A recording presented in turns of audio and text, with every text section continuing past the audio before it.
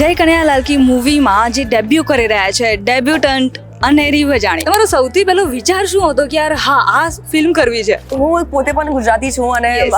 મારા મમ્મી અને દાદીનું એક સપનું હતું કે હું એક ગુજરાતી ફિલ્મ કરું. યસ. અને જ્યારે સ્ક્રિપ્ટ આવી અને ખબર પડી કે Siddharth sir is doing the film and I am playing his daughter, બસ then there were no questions asked. આમાં તમારું કેરેક્ટર કેવું છે અને તમને સિદ્ધાર્થ સર સાથેનો કામ કરવાનો અનુભવ કેવો રહ્યો? મારી ડેબ્યુ ફિલ્મ છે અને ડેબ્યુ ફિલ્મમાં જ I am playing Siddharth sir's daughter. તો I think it is a dream debut for any debutant. So it was an amazing experience અને બહુ જ મજા આવી શૂટ કરવામાં. આજે હું તમારા સામે ઊભી છું અને વાત કરું છું અને આ ફિલ્મ કરું છું is because of Dharmesh sir.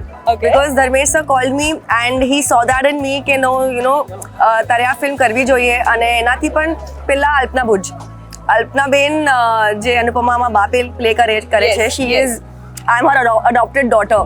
તો એટલે she had recommended my name to Dharmesh sir and that's how આ બધું થયું અને હું આજે અહીંયા છું. ઓકે, દર્શકોને તમે એક શું મેસેજ કહેવા માંગશો કે આ ફિલ્મ કેમ તમારી થિયેટર્સમાં જોવી આ જોઈએ? ફિલ્મ તમારે જોવી જોઈએ. પહેલી વસ્તુ તો એ છે કેમ કે ઓફકોર્સ સિદ્ધાર્થ રાંદેરિયા સર છે. Yes. અને બીજી વસ્તુ એ છે કે મારી પહેલી મૂવી છે તો આટલો પ્રેમ તમે લોકોએ મને મારા ટેલિવિઝન જર્ની પર આપ્યો Yes. છે 13 વર્ષ સુધી.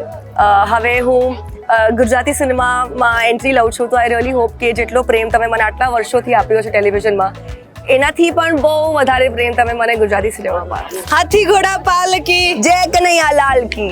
જય કનૈયાલાલ કી. Please watch it on the 9th of January 2026 in the theatres near you. Thank you.